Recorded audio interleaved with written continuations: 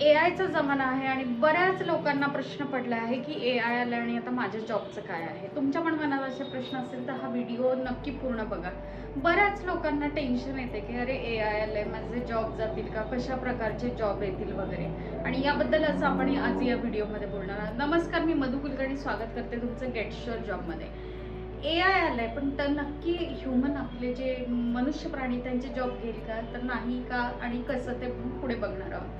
पहिला महत्त्वाचा मुद्दा आहे की कोणत्या प्रकारच्या नोकऱ्यांमध्ये सर्वात जास्त बदल घडणार आहेत. तर पहिल्या आहेत अशा नोकऱ्या की ज्या रिपिटेटिव्ह काम करतात, म्हणजे जसं डेटा एंट्री आहे, बुक किपिंग आहे, तुमचं कस्टमर सपोर्ट. तुम्ही आता सुरुवात झाली असेल, तुम्हाला एआय थ्रू कॉल यायला लागलेले असतील मोबाईल कंपन्यांकडून वगैरे, ते ॲटोमॅटिक त्यांनी जनरेट केलेलं असतं. त्यानंतर रिपिटेटिव्ह ॲडमिनिस्ट्रेटिव्ह वर्क असेल किंवा बेसिक अशा काही गोष्टी आहेत की ज्याच्यामध्ये लीड जनरेशन आहेत किंवा ह्या गोष्टी आहेत, अशा प्रकारचे जे रिपिटेटिव्ह काम आहेत त्यांच्यामध्ये सर्वात जास्त बदल होणार आहे. महत्त्वाचा मुद्दा तुम्हाला सांगते की आता बऱ्याच लोकांनी बघितलं असेल, कम्प्युटर जनरेशन जेव्हा आली तेव्हा सुद्धा हाच मोठा बदलसाठी फार म्हणजे डिस्कशन्स झाले होते, खूप टेन्शन आलं होतं. कम्प्युटरचं जग येणार आहे, मग लोकांचे जॉब जाणार आहेत का वगैरे. आणि द सेम हॅपनिंग आता एआय येत आहे. तर आता यामध्ये महत्त्वाचे बदल होणार आहेत. जी कामं रिपिटेटिव्ह होणार आहेत त्यांची, त्या कामांना पुढे पुढे जास्ती स्कोप नाही आहे. मग कोणत्या क्षेत्रांमध्ये माणसांची सगळ्यात जास्त गरज लागणार आहे और ते कायम राहणार आहे की जिथं तुम्हाला माणूस हा गरजेचाच आहे. तर पहिला महत्त्वाचा आहे HR मध्ये, HR आणि पीपल मॅनेजमेंट. इथे तुम्हाला समोरासमोर बोलून भावनिक पद्धतीने तुम्हाला काम करावं लागतं आणि इथे तुम्हाला मनुष्याची गरज ही लागणारच आहे. लीडरशिप स्किल आहे, जिथं तुम्हाला कोणीतरी लीड करायला एखादा माणूस लागतो एखादं काम करताना, तिथे महत्त्वाचं माणसाची गरज आहे. सेल्स आणि रिलेशन बिल्डिंग. भरपूर आता आपण एन्क्वायरीज कम्प्युटरवरून घेतो, तुम्ही गुगलवरून घेता वगैरे करता, पण व्हॉट यू डू, जनरेशन कसं होतं, when you meet those people, communication होतं आणि त्यानंतर तुमचं बिझनेससाठीचं सेल्स स्टार्ट होतं. तर तिथे तुम्हाला काही घाबरण्याची गरज नाही, तिथे माणूस लागणार आहे.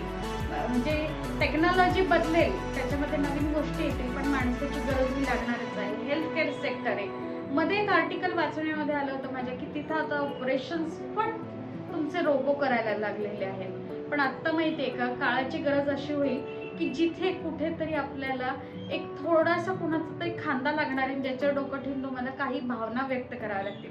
हा सेक्टर मोठा ओपन होण्याची आता चान्सेस जास्ती आहेत. आणि सगळ्या गोष्टी मशीनने और भावना नसताना होणार नाही, कारण मनुष्य हा भावनांनी बनलेला आहे. कुठेतरी त्या व्यक्त कराव्या लागतात. त्यामुळे या क्षेत्रामध्ये जरी रोबो आलेले असले, रोबो तुमचे ऑपरेशन्स करत असले, तरी मनुष्य हा तिथे लागणार आहे की जिथे तुम्हाला त्या डॉक्टर बरोबर बोलण्यानंतर तुम्हाला एक आत्मिक शांती मिळणार आहे की अरे हा इथे असं आहे वगैरे. नंतर ना तुमचं स्किल ट्रेड आहे, तिथे पण तुम्हाला मनुष्य लागणार आहे. टीचिंग आहे, कोचिंग आहे, भले तुम्ही नोट्स काढाल, तर तुम्ही व्हिडिओज बघाल वगैरे, पण बाकीचं जे ज्ञान आहे तुम्हाला जे टीचर्स देतात, काही गोष्टी सांगून, काही तुम्हाला प्रॅक्टिकली येतं, तिथे तुम्हाला अजूनही मनुष्यच लागणार आहे. नंतर असं आहे तुमचं क्रिएटिव्ह स्ट्रॅटेजीज बनवायच्या.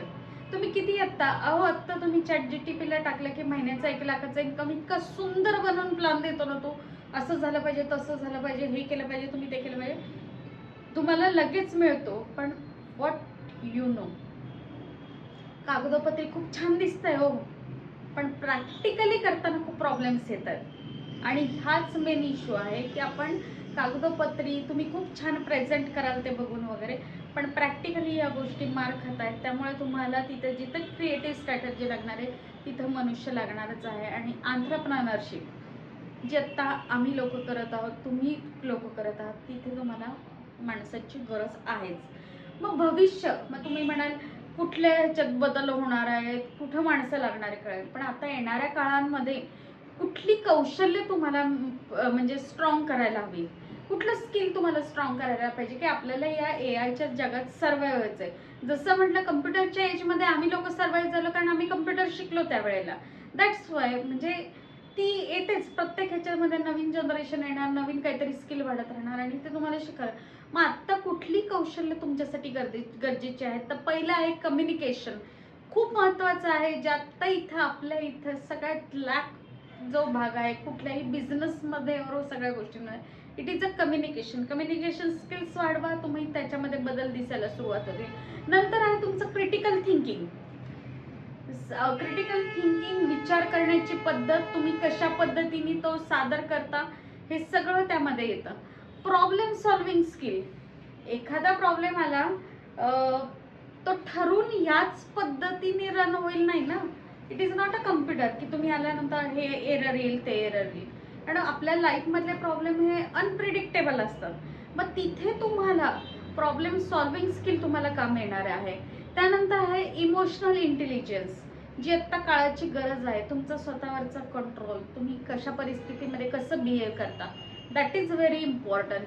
त्यानंतरचं आहे लिडरशिप. कोणीतरी एक आपल्याला पुढे ना प्रधान लागतो, त्याच्या मागे सगळी दुनिया जात असते आणि तो प्रधान मनुष्य असणार आहे. आणि हे स्किल काही दिवसांमध्ये तुम्हाला खूप जाणावं लागेल की कोणीतरी गाईड करणारा तुम्हाला योग्य रस्त्यावरती घेऊन जात आहे. AI लिटरसी, जसं AIचे नवीन टूल्स येत आहेत, जाणून घ्या, बघून घ्या, माहिती करून घ्या. पूर्णपणे त्याच्यावर डिपेंडंट राहू नका. म्हणजे आता रिसेंटमध्ये काही गोष्टी बघत आहोत ना, AI तुम्हाला खूप छान बनवून देतं. अरे पण त्याच्यामध्ये एक होतं ना, आपली विचार क्षमता थांबतीये. विचारच करू शकत नाही, कारण लगेच तो प्रश्न विचारतो पुढचा. मग तुम्हाला असं पण करून हवंय का? आपण म्हणतो अरे हां, मी असा विचारच केला नाही. ओके, येस म्हणतो, पुढचे स्टेप तो देतो. पण तुमची स्वतःची जी आपण म्हणतो बौद्धिक क्षमता और विचार करण्याची क्षमता, ही त्याची पूर्णपणे वाट इथे लागते. So do not be dependable, too much dependable on AI वरती. लिटरसी म्हणजे तुम्हाला यूज करता आले पाहिजे, तर कशी वापरायची, कुठं वापरायची ते कळलं पाहिजे. अडॅप्टॅबिलिटी, नवीन टेक्निकल स्किल, नवीन गोष्टी सगळं तुम्हाला अडॅप्ट करून आत्ता जशी दुनिया चालू आहे त्याबरोबर तुम्हाला चालता आलं पाहिजे. आणि तुमचं म्हणजे सगळ्यात महत्त्वाचा मुद्दा जो कधीही संपणार नाहीये, मनुष्य म्हणून जन्माला आलो आणि आपण मरेपर्यंत हे पाहिजे, ते म्हणजे महत्त्वाचं म्हणजे कंटिन्युअस लर्निंग.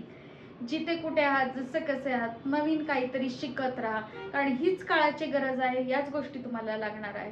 आज HR म्हणून आम्ही काम करतो, बघतो ह्या गोष्टी. मग याचा अर्थ हे सगळे जॉब जाणारे नाहीत. मग तुम्ही जेवढे ॲडव्हान्स असाल, जेवढं तुमचे स्किल सेट चांगले असेल, तेवढ्या अपॉर्च्युनिटीज तुमच्याकडे उपलब्ध असतील. आणि फक्त आपण नाही म्हणत आहे मी की तुम्ही नोकरीसाठीच, whatever, if it is a business जरी असेल तुमचा, तरी तुम्हाला हे काळाची गरज म्हणून ॲडॉप्ट करावं लागणार आहे. आणि तुम्हाला जर असे व्हिडिओ आवडत असतील, अशा गोष्टी छान तुम्हाला जाणून घ्यायच्या असतील, तर आमचं चॅनल नक्की सबस्क्राईब करा. धन्यवाद.